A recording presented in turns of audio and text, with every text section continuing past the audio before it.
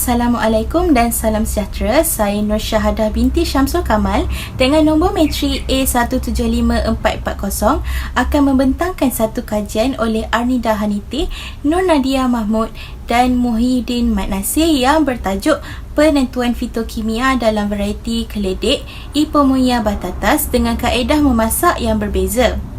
Pertama sekali, izinkan saya memberi pengenalan kepada kajian ini. Keledek atau nama saintifiknya Ipomoea batatas berperanan penting sebagai sumber tenaga dan nutrien dalam pemakanan manusia dan makanan haiwan. Keledek juga mengandungi pelbagai fitokimia yang memberi manfaat kepada kesihatan manusia.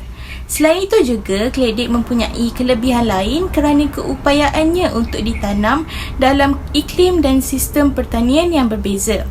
Penggunaan keledek di Malaysia tidak asing lagi sebagai kuih muih atau pencuci mulut sama ada direbus atau digoreng.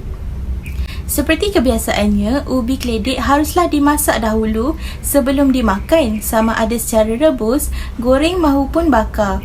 Namun begitu, khasiat ubi keledek boleh dipengaruhi oleh proses memasak di mana keledek akan mengalami pengubahsuaian struktur selepas proses memasak. Oleh itu, objektif kajian ini dijalankan adalah untuk menentukan kandungan fitokimia dalam 3 jenis keledek dengan kaedah memasak yang berbeza yang sering digunakan di Malaysia, iaitu kaedah menggoreng, merebus dan membakar. Analisis fitokimia iaitu flavonoid, fenolik, antosianin dan glikosida sianogenik dilakukan untuk menentukan kehadiran dan kandungan fitokimia.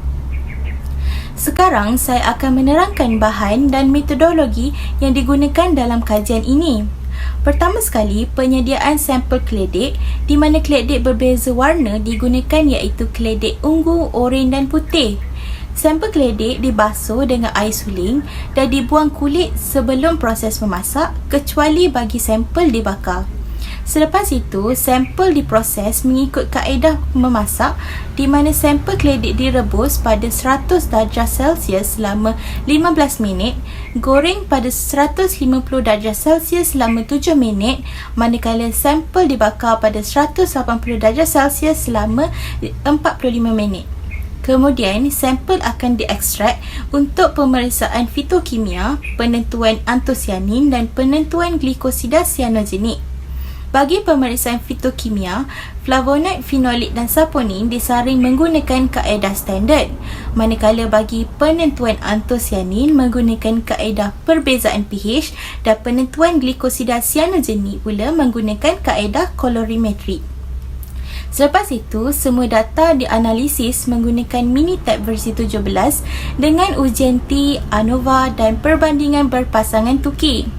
Perbezaan signifikan adalah berdasarkan tahap keyakinan 95%. Sekarang, saya akan menerangkan keputusan dan perbincangan hasil daripada kajian ini. Penentuan kehadiran flavonoid, fenolik dan saponin dalam varieti keledek ditunjukkan dalam jadual 1, jadual 2 dan jadual 3. Berdasarkan jadual 1 dan jadual 2, semua sampel keledek menunjukkan kehadiran flavonoid dan fenolik. Ini dibuktikan oleh kajian daripada Perla, Home dan Jayanti yang mengatakan kandungan flavonoid dalam keledek ungu dan keledek oranye adalah 2 kali ganda jumlah daripada keledek putih. Selain itu, kajian oleh Sanchez, Cornago dan Geronimo menunjukkan bahawa keledek ungu mengandungi kandungan fenolik tertinggi, diikuti keledek oranye dan kandungan fenolik paling rendah adalah keledek putih. Namun begitu, berdasarkan jadual 3, hanya keledek putih yang mentah dan keledek putih bakar menunjukkan kehadiran saponin. Proses pemanasan daripada proses memasak dan pembuangan kulit keledek dikatakan mengurangkan kandungan saponin. Dalam kajian ini, kehadiran saponin dalam ubi keledek putih yang mentah mungkin disebabkan oleh tiada proses memasak berlaku dan keledek bakar mungkin disebabkan oleh kulit yang tidak dibuang. Raja 1 menunjukkan kandungan antosianin dalam varieti keledek. Terdapat perbezaan signifikan bagi keledek ungu di mana kandungan antosianin tertinggi dalam sampel rebus diikuti dengan sampel goreng. Manakala keledek oranye dan keledek putih menunjukkan tiada perbezaan signifikan. Ini menunjukkan kandungan antosianin kebanyakannya boleh dijumpai dalam keledek ungu berbanding keledek oranye dan keledek putih. Raja 2 pula menunjukkan kandungan antosianin berdasarkan kaedah memasak. Bagi sampel mentah, terdapat perbezaan signifikan di mana keledek oranye dan keledek ungu lebih tinggi berbanding keledek putih. Manakala bagi sampel rebus, sampel goreng dan sampel bakar menunjukkan perbezaan signifikan di mana keledek ungu mempunyai kandungan antosianin tertinggi berbanding keledek oranye dan putih.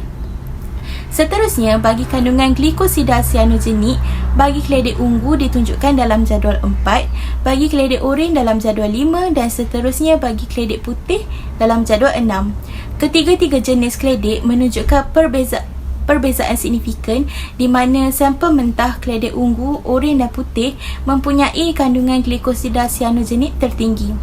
Raja 3 pula menunjukkan kandungan glikosida sianogenik berdasarkan kaedah memasak. Bagi sampel mentah, rebus dan goreng menunjukkan perbezaan signifikan di mana keledek putih mentah, rebus dan goreng mempunyai kandungan glikosida sianogenik berbanding keledek ungu dan oranye. Manakala bagi sampel yang dibakar, ketiga-tiga jenis keledek mendapati tiada perbezaan signifikan. Kesimpulannya, semua jenis keledek dalam kajian ini menunjukkan kandungan fitokimia yang berbeza yang boleh diawet atau hilang menggunakan kaedah memasak dan teknik penyediaan yang berbeza.